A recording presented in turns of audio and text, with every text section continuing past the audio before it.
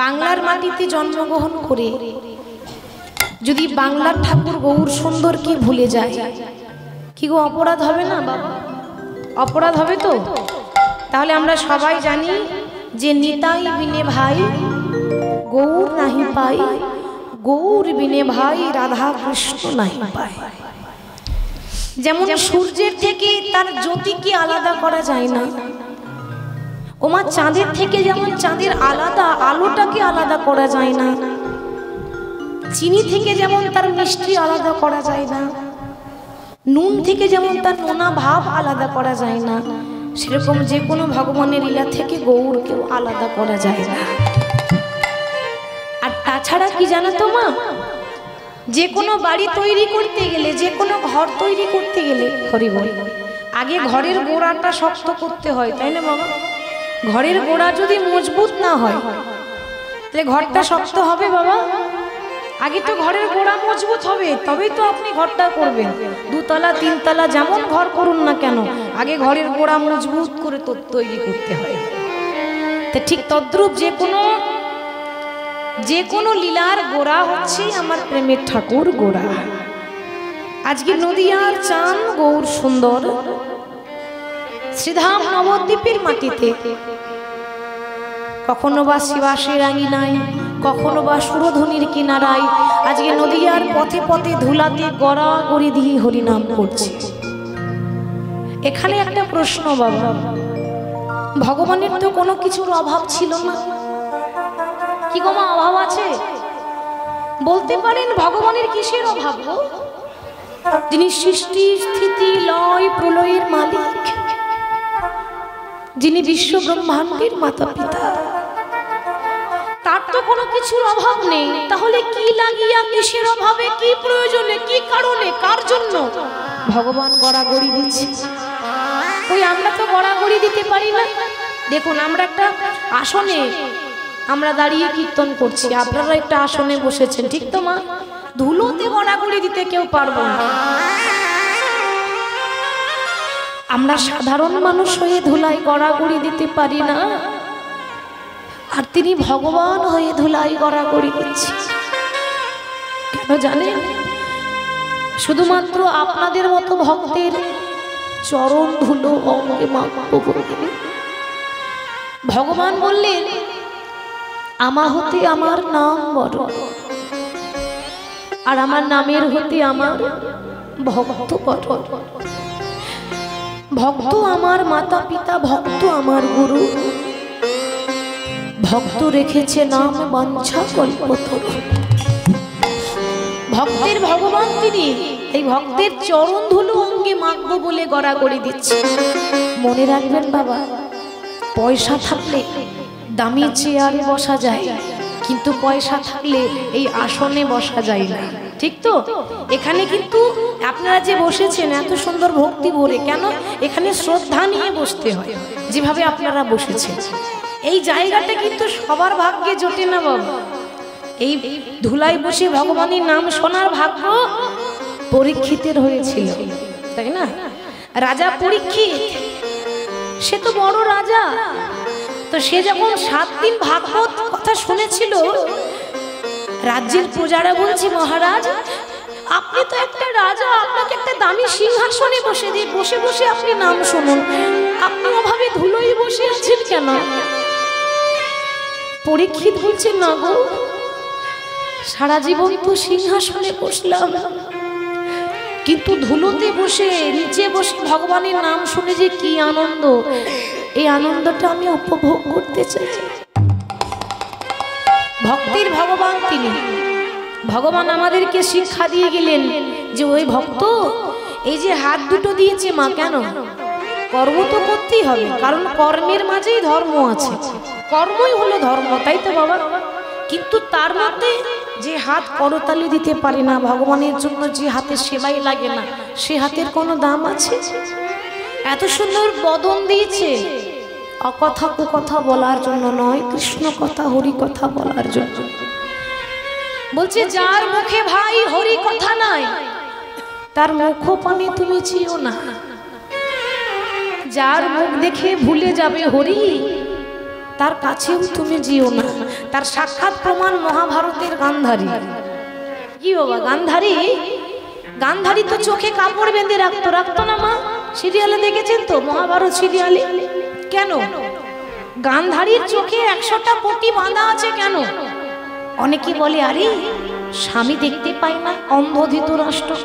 এবার স্বামী দেখতে পায় না বলে সে সতী সাবিত্রী নারী, তাই স্বামীর জন্য সে দেখবো না বলে চোখে পটি বেঁধেছে। এটা ভুল।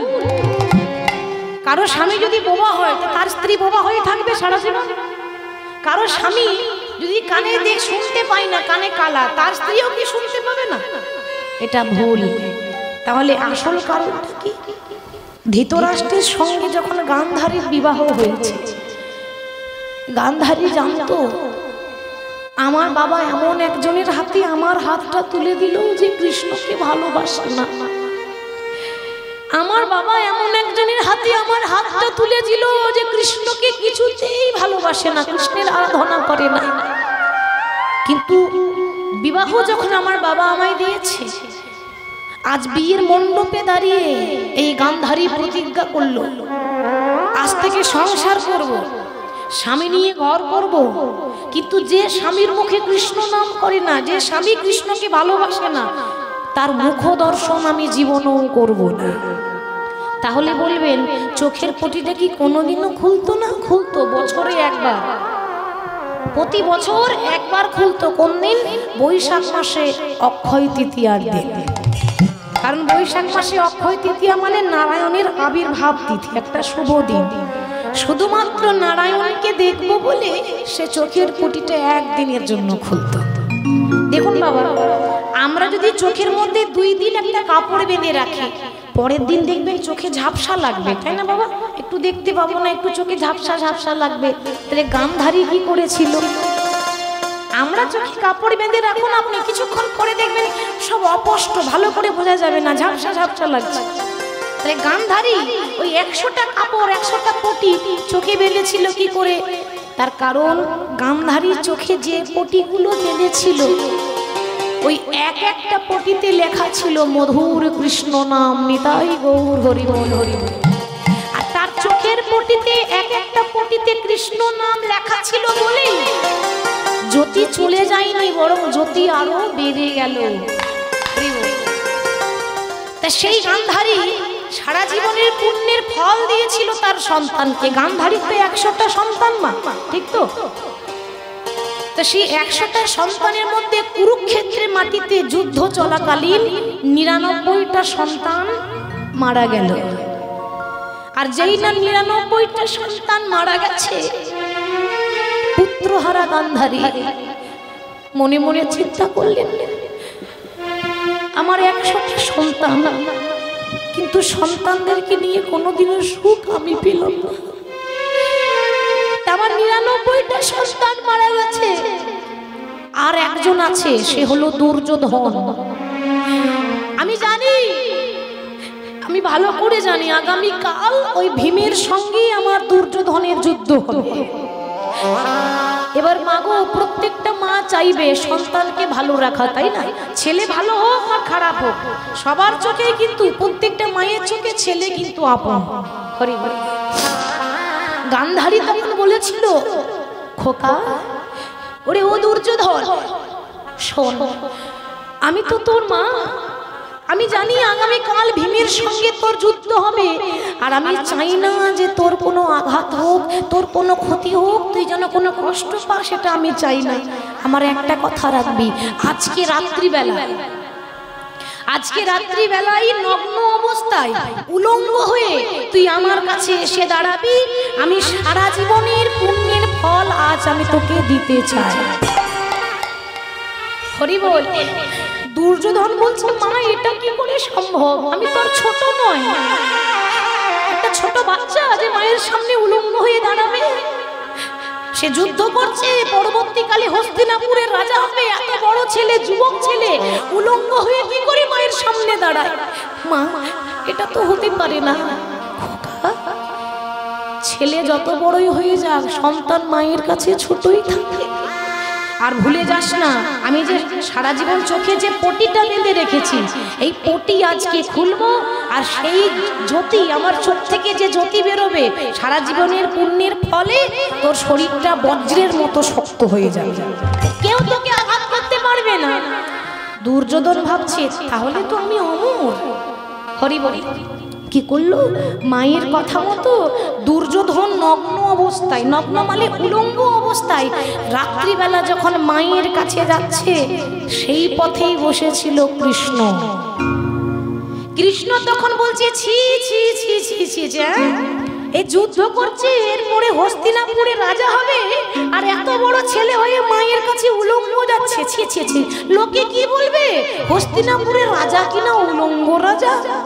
বাবা, ভগবানের কথা শুনে দুর্যোধন বলছে শোনো, তুমি আমার কাজে বাধা দিও না, আমি একটা কাজে যাচ্ছি, তুমি কেন বাধা দিচ্ছ? এবার ভগবান কৃষ্ণ ছলনাময় তো, ছলনা করছে, এর মতো লজ্জার কিছু হয়? মায়ের কাছে তুমি এত বড় ছেলে হয়ে উলঙ্গ হয়ে যাচ্ছ, লোকে কি বলবে গো? একটা কাজ করতে পারো না? এরকম উলঙ্গ অবস্থায় কেউ মায়ের কাছে যায়? তুমি বরং একটা কিছু জড়িয়ে নাও না, একটা বসন কিছু একটা জড়িয়ে নাও। কৃষ্ণের ছলনা দুর্যোধন বুঝতে পারল না। কৃষ্ণের কথা মতো দুর্যোধন একটা কলা পাতা পড়েছে, ভাবছে তাই তো, কৃষ্ণ তো ঠিকই বলছে, এত বড় ছেলে আমি মায়ের কাছে উলঙ্গ দাঁড়াবো। তাই কলা পাতার পোশাক পরে কলা পাতাটা জড়িয়ে যেই না মায়ের কাছে এসে দাঁড়িয়েছে, মা তুমি না আসতে বলেছিলে, এই দেখো তোমার দুর্যোধন তোমার কাছে দাঁড়িয়েছে। গান্ধারী এবার চোখের পটিটা খুলবে, একটা একটা করে খুলছে, আর যেই না একটা একটা খুলে 100টা পটি খুলে, যেই না মা এত বড় ছেলে, যুবক ছেলে উলঙ্গ ভাবে দেখবো বলে যেই না দাঁড়িয়েছে, অমনি বলে উঠলো দুর্যোধন, এ তুই কি করলি? কেন মা, তোকে না বলেছিলাম যে তুই উলঙ্গ হয়ে আমার কাছে দাঁড়াবি, আমি তোকে শক্তি দিতে চাই, আর তুই তোর এই অবস্থা কে করেছে? তুই কলা পাতা পড়েছিস কেন? মা বিশ্বাস করো আমি করতে চাইনি, কিন্তু ওই যে নন্দের বেটা কৃষ্ণ, সে আমাকে করতে বাধ্য করেছে। দুর্যোধন তুই তো জানতিস যে ওই রাস্তাতে কৃষ্ণ আছে, তুই কি পারলি না অন্য রাস্তায় আসতে? দুর্যোধন বলছে মা গো, আমি জানি আমি কৃষ্ণকে ভালোবাসি না, কিন্তু এটাও জানি যে যে রাস্তায় যাই না কেন, প্রত্যেকটা রাস্তায় আমি শুধু কৃষ্ণকেই দেখতে পাই। এক ব্রহ্ম দ্বিতীয় নাস্তিক, যেই রাস্তায় ধরুন না কেন, যত মত তত পথ হতে পারে, ঠিকানা একটাই আছে, সেটা হচ্ছে ভগবানের রাতুল রাঙা চরণ। আমি অন্য রাস্তায় এলেও আমি সেই কৃষ্ণ ছাড়া আর কাউকে দেখতে পাই না মা। বেশ, আজ আমি পুণ্যের ফল আমি তোকে দেব। ওই গান্ধারী যেই না ছেলের দিকে তাকিয়েছে, দুর্যোধনের সারা শরীরটা লোহার মতো শক্ত হয়ে গেছে, মানে আর আঘাত করলেও আঘাত লাগবে না। কিন্তু বাবা, যে জায়গায় যে কলা পাতা পড়ে এসেছে সেই জায়গাটা তো রক্ত মাংস হয়ে রইল। অতএব গান্ধারী বলছে, খোকা যে জায়গায় তুই কলা পাতা পোশাক পরেছিস, সে কলা পাতাটা জড়িয়েছিস, ওই জায়গাটা তো আমি তোকে লোহা করে দিতে পারলাম না। মা তুমি চিন্তা করো না, কথাটা তুমি জানলে আমি জানলাম, আর তো কেউ জানে না যে আমার এই জায়গাটা জঙ্ঘা, এই জঙ্ঘার জায়গাটা যে নরম আছে, রক্ত মাংসের আছে, কেউ তো জানে না। হরি হরি হরি, কে কি করে জানবে? পরের দিন যখন যুদ্ধ হলো, যুদ্ধ শুরু হচ্ছে, ভীম এত আঘাত করছে, দুর্যোধনের আঘাত লাগছে না, এত মারার চেষ্টা করছে, দুর্যোধন কিছুতেই মরছে না। দূর থেকে ভগবান কৃষ্ণ, তিনি তো সব পরিচালনা করে, এটা হচ্ছে একটা গাড়ি দেহটা, আর এই গাড়ির ড্রাইভার হচ্ছে কৃষ্ণ, ঠিক তো মা? আর এই গাড়ির ড্রাইভার কৃষ্ণ, যেভাবে গাড়ি চালাবে সেইভাবে গাড়ি চলবে। কৃষ্ণ দূর থেকে ইশারা করে বলছে, ভীম তুমি ওইভাবে মারলেও মরবে না, ওর এই জায়গায় আঘাত করো। আর যেই না ইশারা করে দিয়েছে জোর জঙ্ঘায় আঘাত করো, ভীম আর দেরি না করে গদাটা নিয়ে দুর্যোধনের জঙ্ঘায় আঘাত করেছে। আর যেই না আঘাত করেছে, দুর্যোধন পরাজিত হয়ে মাটিতে পড়ে রইল। মৃত্যুর মুখে পড়ে গেল। এবার কিন্তু সে মরবে, আর সময় নাই। যখনই মৃত্যুর মুখে পড়ে আছে, সামনে দেখতে পাচ্ছে কৃষ্ণ।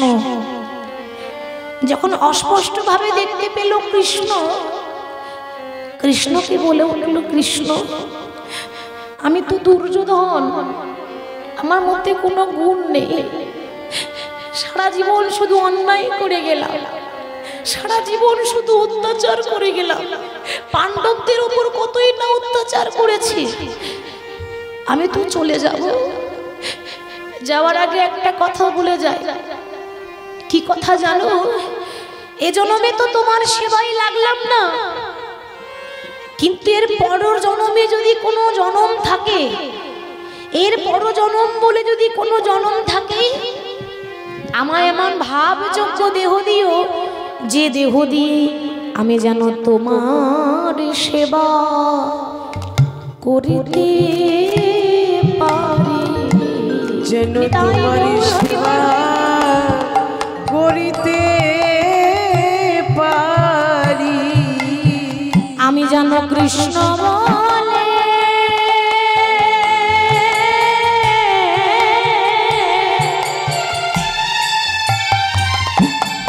আমি যেন কৃষ্ণ বলে যেন কাঁদিতে পারি, যেন তোমার সেবা করিতে পারি। যেন কৃষ্ণ বলে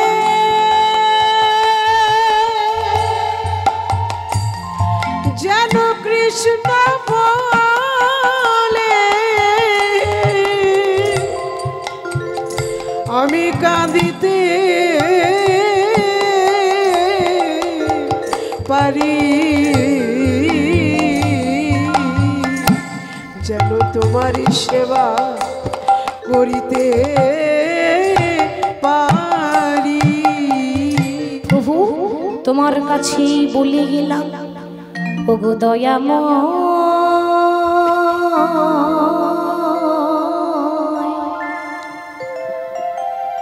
আমায় এমন কুলে জন্ম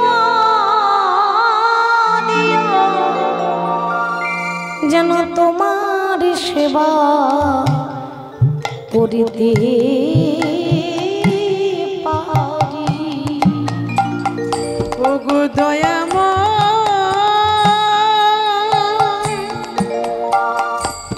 আমায় এমন কুলে জন্ম দিও, যেন তোমার সেবা করিতে পারি। হরি বল, হরি বল। তাহলে কি হলো বলুন তো? সারা জীবন দুর্যোধন অহংকার করে শুধু টাকা পয়সার লোভে জীবন কাটালো, কিন্তু শেষে কি হলো বাবা?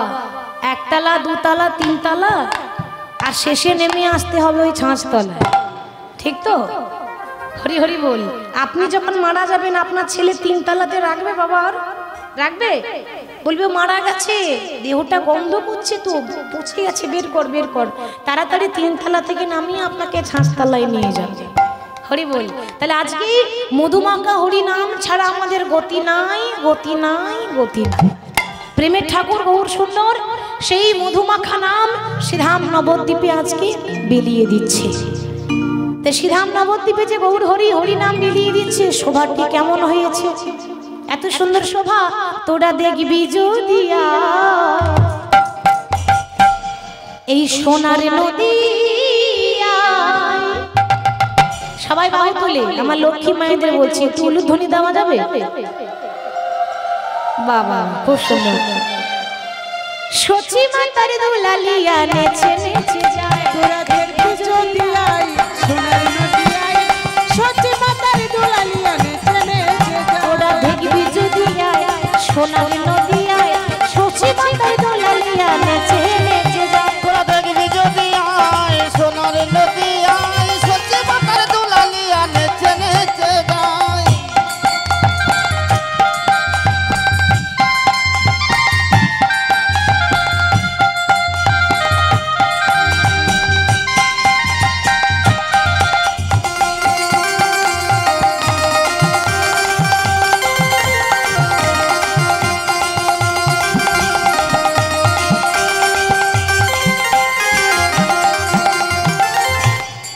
আজকালকার কলিযুগের এই ভক্তদের এই করতালিগুলো হয়ে গেছে প্লাস্টিকের করতালি, সাউন্ড হয় না। ঠিক বলছি তো বাবা, সব জায়গায় একই কেস, আপনাদের শুধু নয়। এই যখনই বলি ও মা একটু করতালি দিন, হ্যাঁ এই তো দিচ্ছি, আবার কি করে দেবো, এই বলে এরকম করে দিলে হবে না। হ্যাঁ, আশেপাশে গ্রামে সবাই যেন শুনতে পায় যে এখানে কীর্তন হচ্ছে, হবে তো? দেখি সবাই বাহু তুলে সবাই মিলে, এই তো ভাই এবার একটু জোরে জোরে দেখি বিজুতি সোনার নদিয়ায় সচি মাতার দোলালিয়া নেচে নেচে যায়। তোরা দেখবি যদি আই সোনার নদিয়ায় সচি মাতার দোলালিয়া নেচে নেচে যায়। তোরা দেখবি যদি আয় সোনার নদিয়ায় সচি মাতার দোলালিয়া নেচে নেচে যায়। তোরা দেখবি যদি আই সোনার নদিয়ায় সচি মাতার দোলালিয়া নেচে নেচে যায়। সবাই উলে ধরে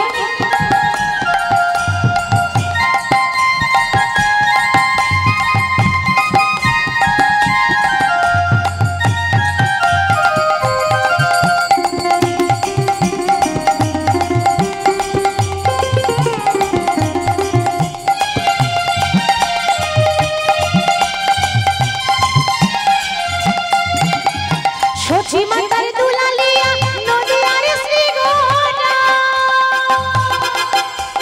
ভক্ত মনোচিত ছোড়া ভক্ত মনোহরা।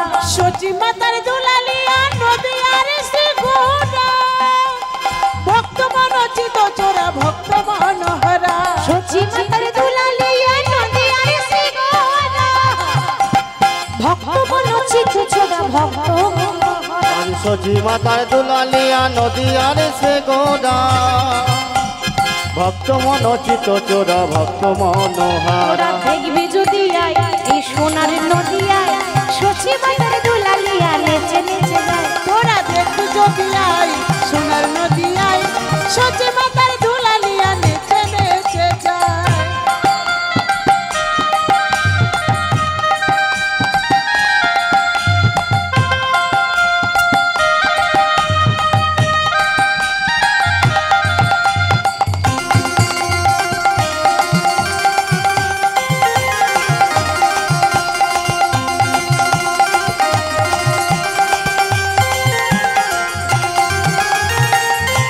আপনাদের কাছে মোবাইল আছে মা? মোবাইল আছে? হ্যাঁ, কিছু থাকবে না থাক ওটা তো থাকবেই, আমাদের কাছে ওটা থাকবে। তা মোবাইল যখন আছে 100টা নাম্বারও আছে, আত্মীয় স্বজন ভাই বোন বন্ধু বান্ধব সবারই নাম্বার আছে। তা সবাইকে হ্যালো করছেন, ভগবানকে হ্যালো করেন করেন না? সময় নেই নাকি নাম্বার জানা নেই? নাম্বার জানা নেই, নাম্বার আছে তো সবার কাছে। হরি হরি হরি, সবার কাছে তো নাম্বার জানা আছে, 16 নাম 32 অক্ষর, এটাই তো মহামন্ত্র নাম। তা সবাই জপ করব, হরে কৃষ্ণ কৃষ্ণ কৃষ্ণ হরে হরে, হরে রাম রাম রাম হরে হরে। হরে কৃষ্ণ কৃষ্ণ কৃষ্ণ হরে হরে, হরে রাম রাম রাম হরে হরে। হরে কৃষ্ণ কৃষ্ণ কৃষ্ণ হরে হরে, হরে রাম রাম রাম হরে হরে। হরে কৃষ্ণ কৃষ্ণ কৃষ্ণ হরে হরে, হরে রাম রাম রাম। আর তোরা দেখবি যদি আয় এই সোনার নদিয়ায় সচি মাতার দোলালিয়া নেচে নেচে যায়। তোরা দেখবি যদি আই সোনার নদিয়ায় সচি মাতার দোলালিয়া নেচে নেচে যায়। দেখবি যদি আয় সোনার নদিয়ায় সচি মাতার দোলালিয়া নেচে নেচে। তোরা দেখবি যদি আয় সোনার নদিয়ায় সচি মাতার দোলালিয়া নেচে নেচে যায়। তা মহাপ্রভুর ইচ্ছা হয়েছে, আরে নদিয়াতে তো প্রত্যেকদিন রাস্তায় রাস্তায় তো গড়াগড়ি দিয়ে কত হরি নাম করি, আজকে পথে পথে হরি নাম করবো না, আজকে এই পথে হরি নাম করবো না, আজকে জলপথে হরি নাম করবো। তো ভক্তরা বলছিস প্রভু জলে কি করে হরি নাম করবো, আমরা তো ডুবে মরে যাবো, আমরা তো সাঁতার জানি না। আরে বাবা জলে হরি নাম করবো বলে কি জলে সাঁতার কেটে নাম করবো? তার জন্য তো নৌকা দরকার নাকি? তো একটা হরি নামের নৌকা তৈরি করেছে। এখন হয়েছে কি বাবা, একটা নৌকা হয়তো 100 জন যাত্রী ধরবে, সে জায়গায় যদি 200টা হয়ে যায় নৌকা ঠিক থাকবে? থাকবে না। একটা ছোট নৌকা, তো যে নৌকায় 100টা প্যাসেঞ্জার হওয়ার কথা সেটা 200টা হয়ে গেল, কেন বাবা আজকে গৌর হরি নৌকা চালাবে, গৌর হরির ড্রাইভার, তো চলো আমরাও নৌকায় চাপবো। সে নৌকায় যখন সবাই চেপেছে, নৌকা যখন এবার চালাতে শুরু করছে গৌর হরি, হঠাৎ যেতে যেতে কি হলো, ওই যে বললাম 100 জায়গায় 200টা প্যাসেঞ্জার হলে নৌকা একেবারে টলমল টলমল করবে। তা গৌর হরি নিজে নৌকা চালাচ্ছে। আজ আপনি কান্ডারি হইয়া বাহে নৌকা খানি, আপনি কান্ডারি হইয়া বাহে নৌকা খানি, আপন কান্ডারি হইয়া বাহে নৌকা খান। গৌরে হরি আমার,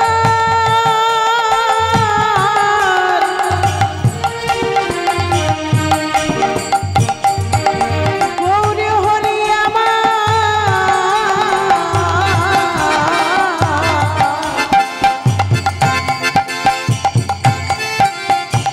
গৌরে হরি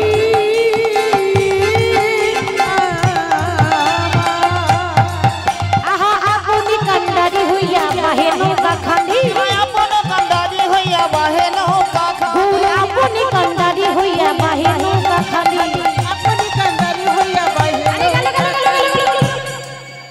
ডুবিলু ডুবিলু বলে সিঞ্চে সবে পানি, ডুবিল ডুবিল বলে সিঞ্চে সবে পানি, ডুবিল বলে চিচ্ছে সবে পান। আমায় ডুবিলু ডুবিলু বলে সিঞ্চে সবে পানি। ডুবিল ডুবিল বলে সিঞ্চে সবে পানি, নৌকা ডুবু ডুবু করেছে, ডুবু করিছে, ডুবু ডুবু করেছে, ডুবু করিছে, বলি হরি নামে নৌকা খানি ডুবু ডুবু করেছে। হরি নামের নৌকা খানে ডুবু ডুবু করে। আজ হরি নামে নৌকা খানি ডুবু ডুবু করেছে। হরি নামের নৌকা খানে ডুবু ডুবু করেছে। ডুবিলু ডুবিলু বলে সিঞ্চে সবে পানি। ডুবিল বলে সিজে তার কানে।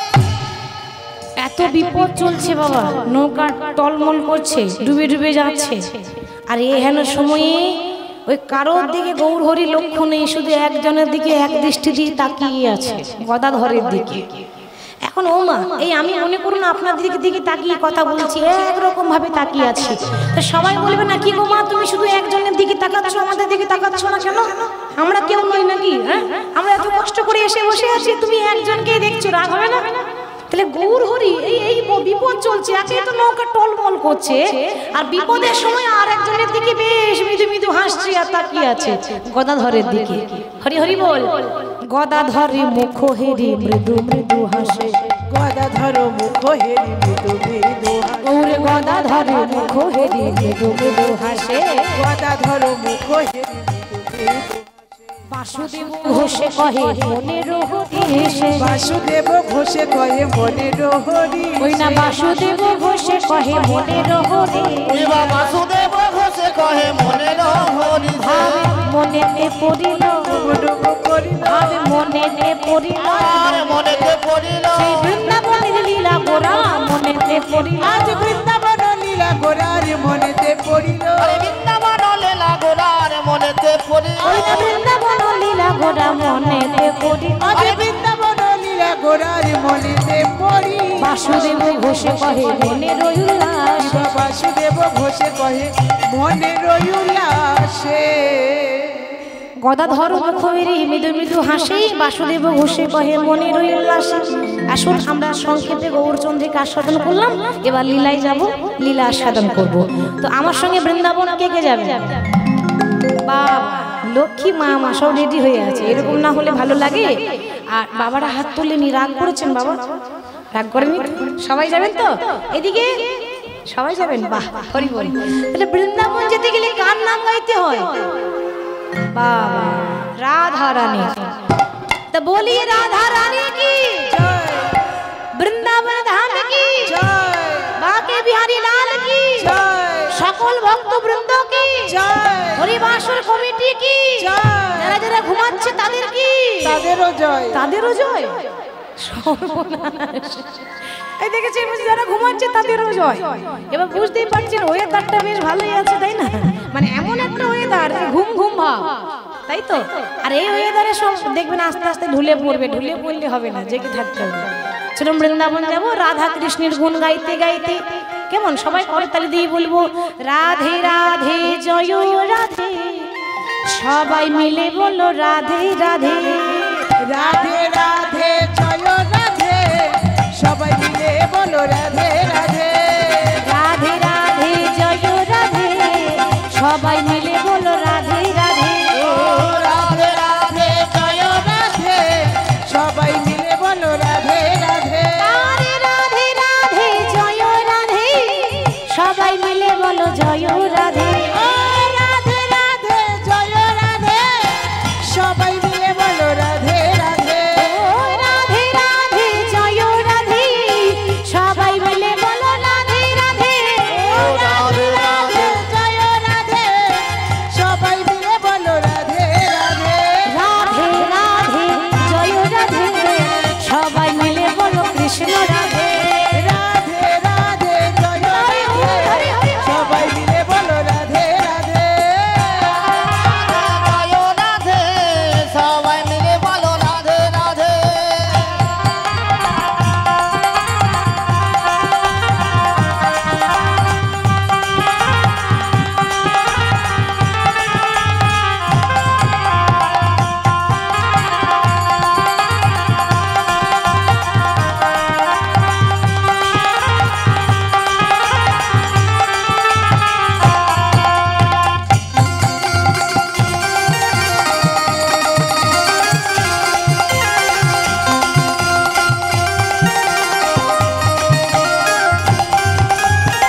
শ্যামের বাঁশিতে রাধে, অনাদির আদিতে রাধে।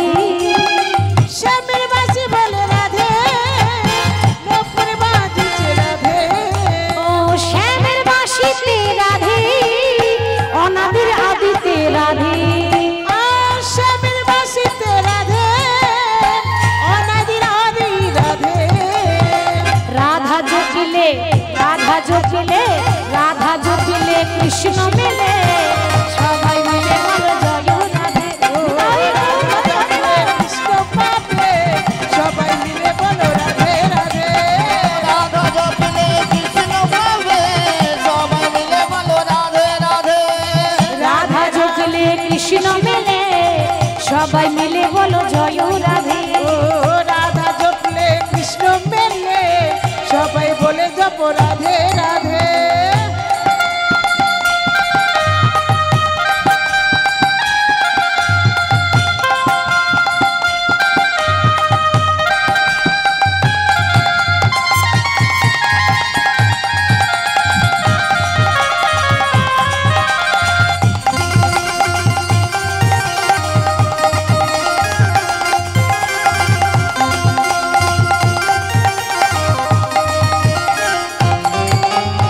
কৃষ্ণের নামে রাধা পাগলিনী, তাই তো হলো রাধা কলঙ্কিনী। কৃষ্ণ নামে রাধা পাগলিনী, তাইতে হলো রাধা কলঙ্কিনী। ওহো কৃষ্ণ নামে রাধা পাগলিনী, তাই তো হলো রাধা কলঙ্কিনী। ও কৃষ্ণ নামে রাধা পাগলিনী, তাইতে হলো রাধা কলঙ্কিনী। রাধা রানী জয়। রাধা জপিলে, রাধা জপিলে, রাধা জপিলে কৃষ্ণ মেলে, সবাই মিলে বলো রাধে রাধে। ও রাধা জপলে কৃষ্ণ মেলে, সবাই মিলে বলো রাধে রাধে। রাধে রাধে জয় রাধে, সবাই মিলে বলো কৃষ্ণ রাধে। রাধে রাধে জয় রাধে, সবাই মিলে বলো রাধে